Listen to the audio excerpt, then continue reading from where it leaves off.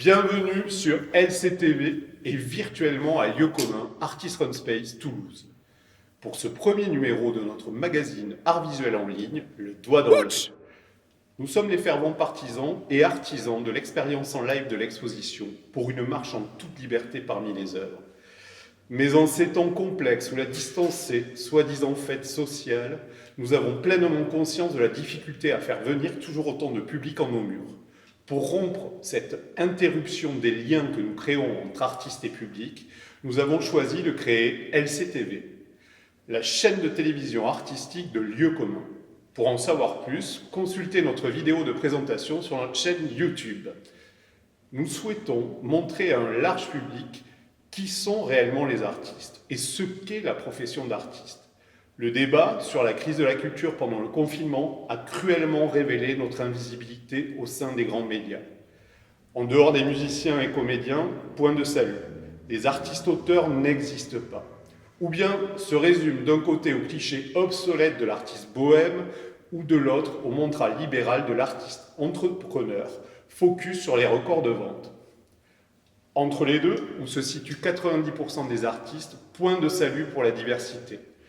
Nous avons donc retroussé nos manches, certains appellent ça chevaucher le tigre, et appris sur le tas et sans moyens spécifiques à vous concocter une émission de télé.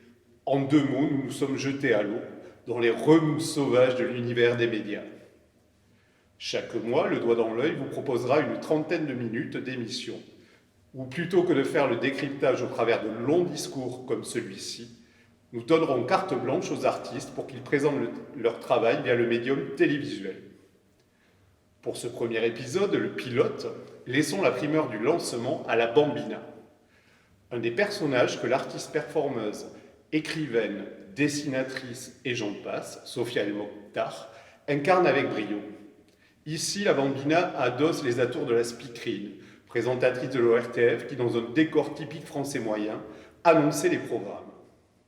Je laisse donc à la Bambina le soin de lancer le doigt dans l'œil et de vous expliquer plus précisément la suite des programmes. À toutes.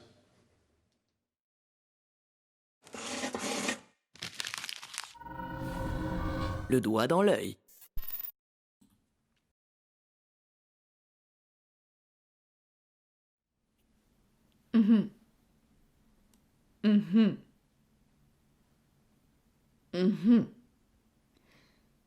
Bonsoir. Téléspectateurs de LCTV, j'espère que vous avez pu profiter des conseils de vos radios électriciennes pour vérifier cet après-midi le réglage de vos récepteurs. Voici le programme que vous pourrez recevoir ce soir sur le canal Hyper, Texte, Transfert, Protocole, Secure, World Wide Web. ledoigtdansl'œil.com à partir de 20h30. Tout d'abord, ah oui,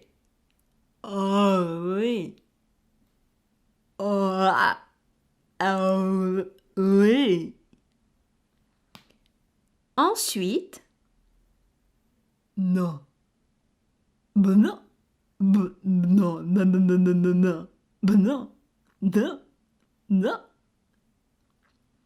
Puis, ah ben alors là, oh ben alors là, oh ben alors là, alors là. Un quart d'heure plus tard,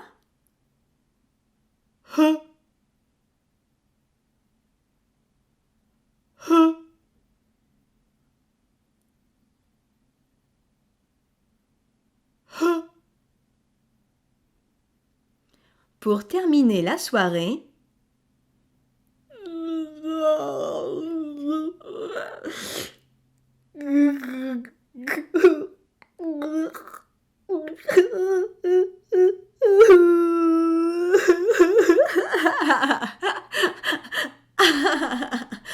oh oui.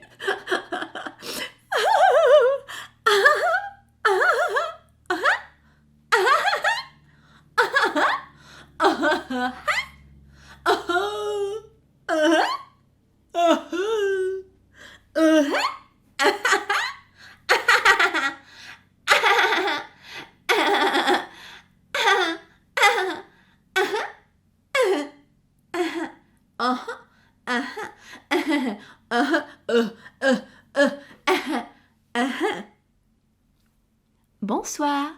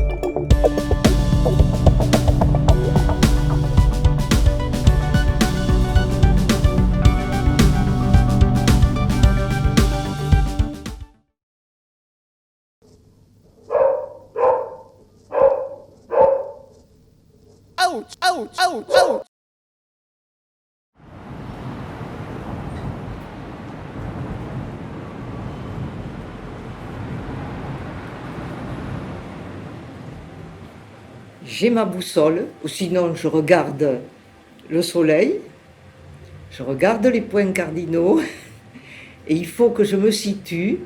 Une fois que j'ai situé le lieu où je suis avec ça, eh bien, ça y est. Alors le nom Bonnefoy déjà, ça vient d'un monsieur qui s'appelait Monsieur Bonnefoy, il me semble qu'il était charpentier à la base, et il avait une boutique ici. Et ça, c'était il n'y a pas si longtemps que ça. On a acheté la maison il y a 5 ans. Parce que c'était pas cher. Parce que c'était près de la gare en fait. C'est la raison principale. Moi j'avais besoin du train pour aller travailler. Donc il fallait que ça soit à proximité, que je puisse me rendre à la gare tous les matins à pied facilement. Je voulais venir vers la ville en vue de la retraite. Il y avait pas mal de soirées karaoké, anniversaire, enterrement de vie de jeune fille. Vu que c'est un karaoké, ça marchait bien. Parce qu'avant de rentrer dans la ville, il s'arrêtait. Il venait de loin, il s'arrêtait, il faisait boire leurs chevaux. Donc il y avait des auberges, des salles de revoir, des petits hôtels.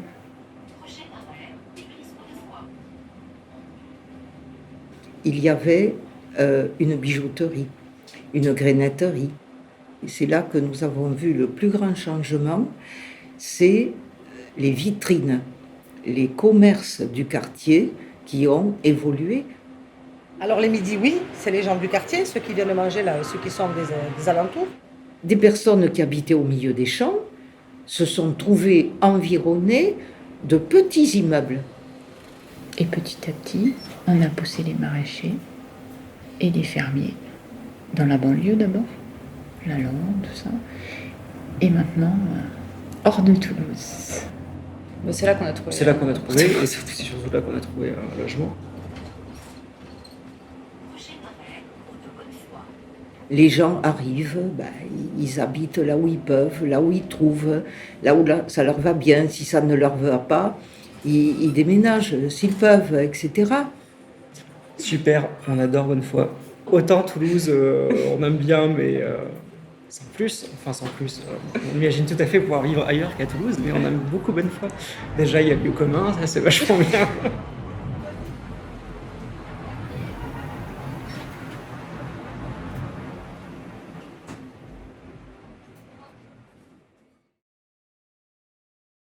Vous venez de voir dans la rubrique « Vous êtes ici » quelques images du quartier depuis lequel nous émettons, le quartier Bonnefoy.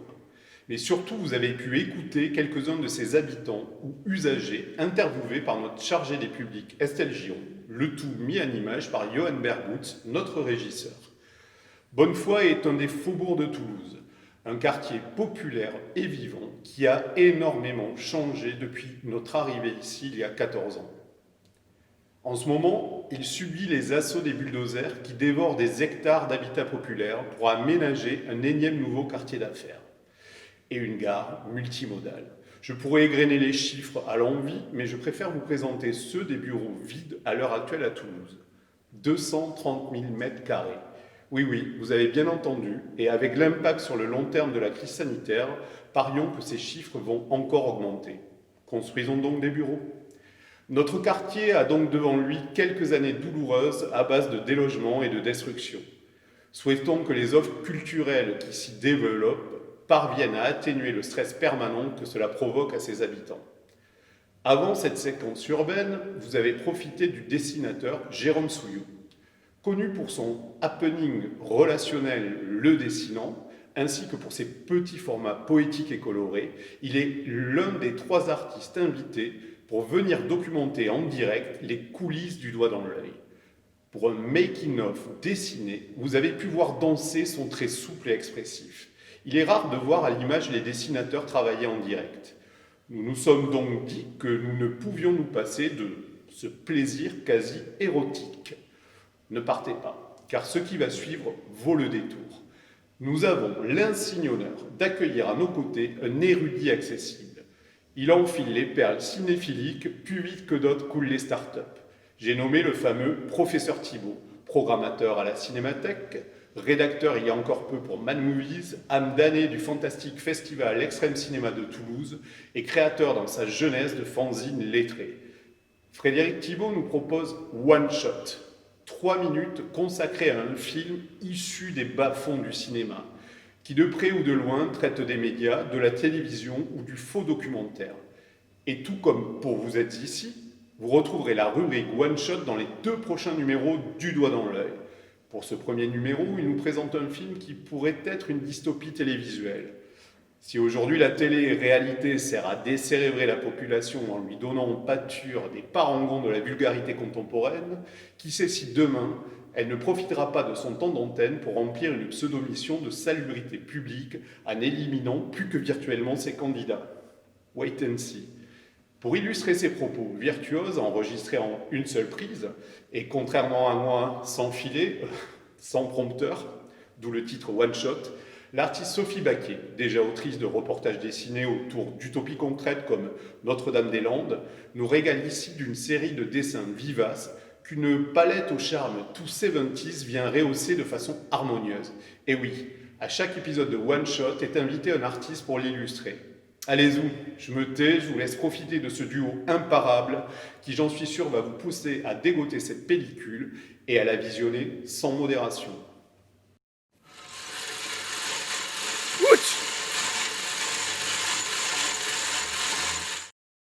Et c'est parti, l'an 2000, c'est maintenant. C'est aujourd'hui. Donc on va évoquer très rapidement La course à la mort de l'an 2000, un film de Paul Bartel qui date de 1975. Alors c'est ce qu'on appelle une dystopie. Alors une dystopie, c'est très rapidement là aussi, c'est une vision du monde un petit peu sombre, voire franchement très sombre. Et qu'est-ce qui se passe en 1975 ? Il y a un film qui est en train de se monter qui s'appelle Rollerball, alors qui est un gros film hollywoodien avec James Caan, et qui est basé un petit peu sur le principe du pain et des jeux, sur le sport-violence qui est diffusé à l'échelle planétaire. Et du côté de la côte ouest, il y a aussi un producteur qui s'appelle Roger Corman, qui produit plus vite que son ombre et qui se dit je vais capitaliser sur Rollerball avant qu'il soit sorti et je vais réaliser ma dystopie moi-même. Et donc, il adapte une nouvelle de Ibn Melchior qui a été publiée en 1956 et il pond un scénario qu'il juge trop sombre. Parce que lui, ce qu'il veut, c'est une comédie. En tout cas, c'est ce qu'il dit. Mais c'est pas ce qu'il va faire, parce que du coup, c'est pas lui qui va réaliser le film.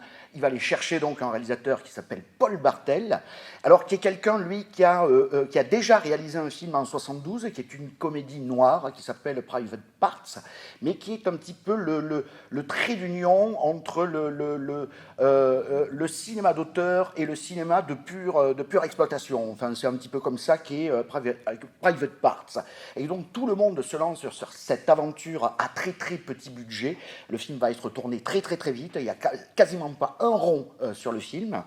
Donc, de quoi parle la course à la mort de l'an 2000 ?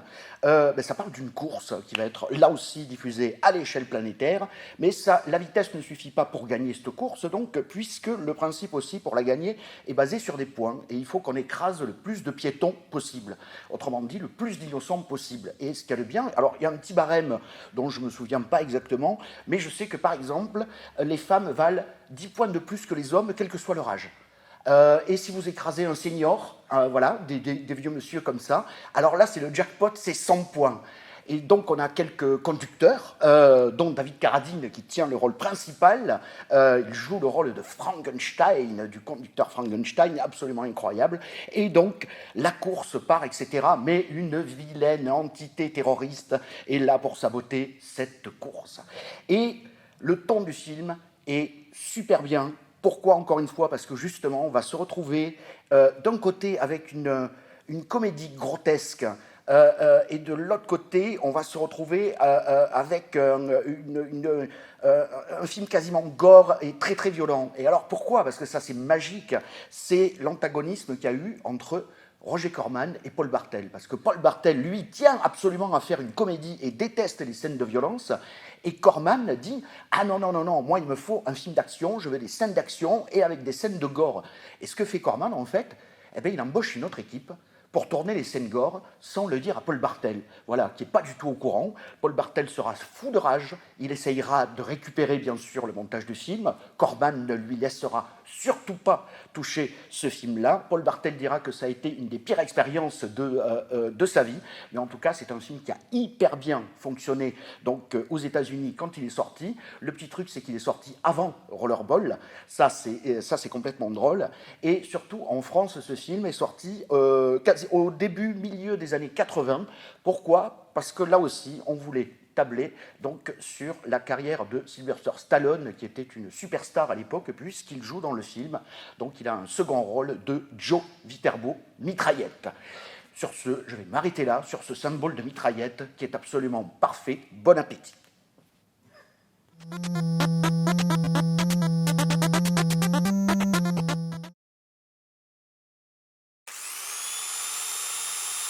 Ouch!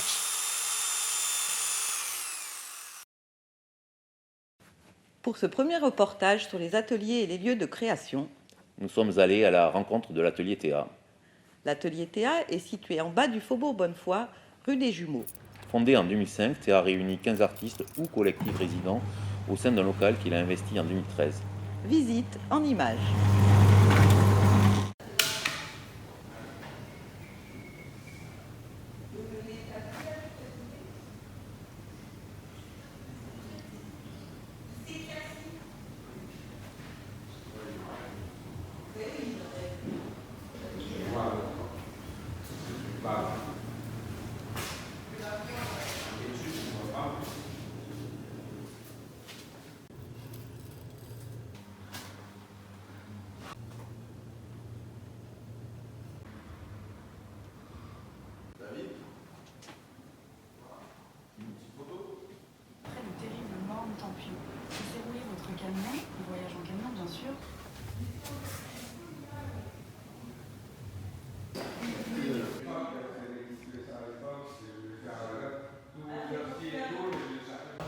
Puis après, je fais des glaces, ça va, tu fais ça. Et là, tu fais un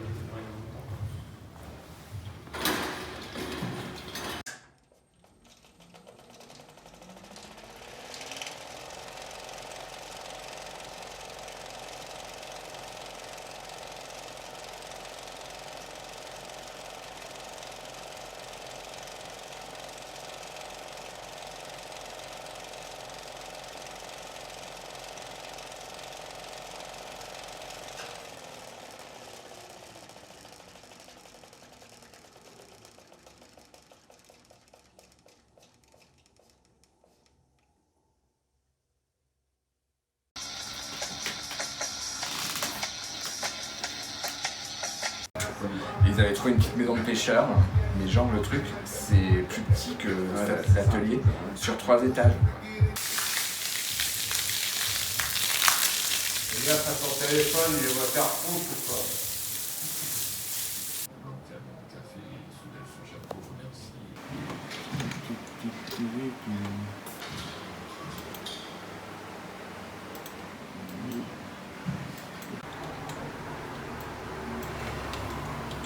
Tu revois bien ton motif de feuilles. Donc feuilles de figuier, feuilles de chêne, ça veut dire qu'il nous faut des grandes planches et des petites planches. Donc, c'est parti.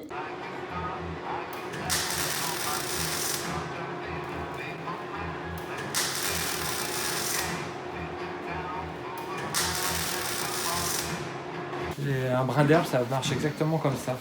Et des objets comme ça, j'en ai fait avec des prisonniers.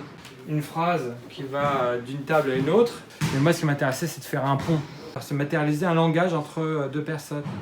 J'ai mon atelier, je crois que c'est HRS. 2h30. Que tu peux venir à l'heure que tu veux, toi. Oh. Tu peux mettre des élastiques, des ficelles.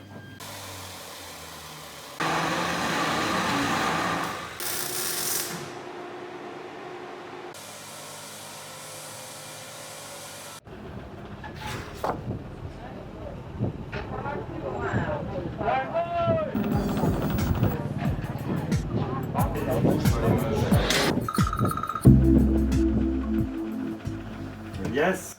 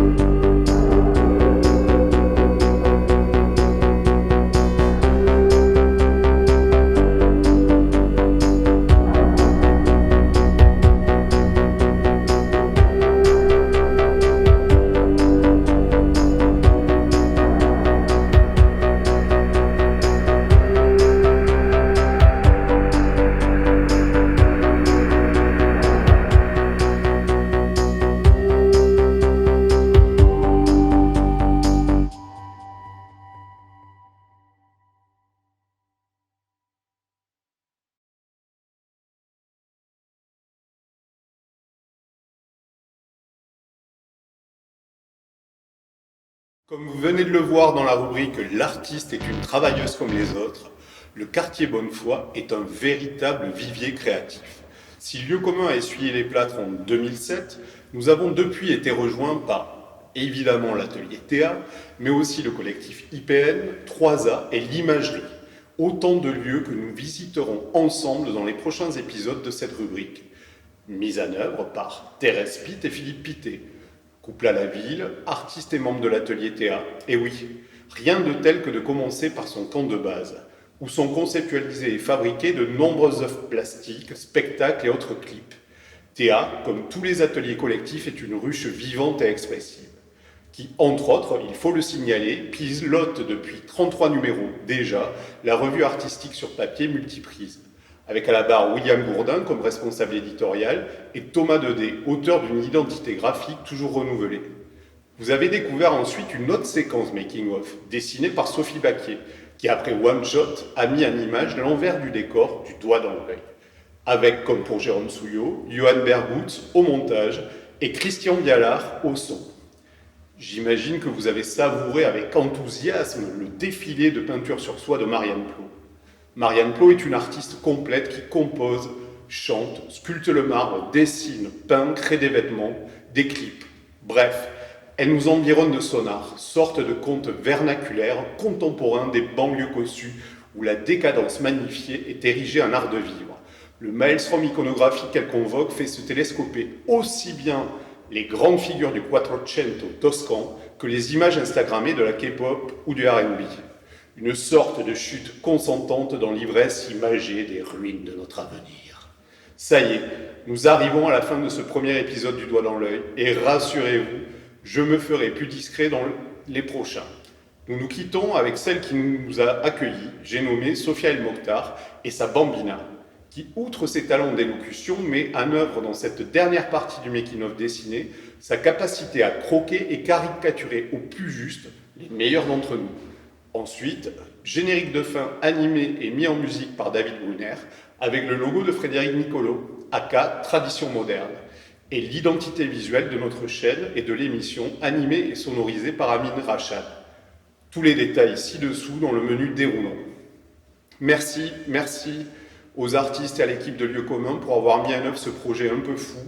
Et n'oubliez pas, c'est l'art qui rend nos vies vivables et pas l'industrie culturelle. Smiley, clin d'œil. Je vous salue et n'hésitez pas à faire tourner. Rendez-vous le mois prochain pour l'émission numéro 2 du Doigt dans l'œil. Et surtout, n'hésitez pas à venir nous rencontrer en vrai au 25 rue d'Armagnac à Toulouse. Bisous.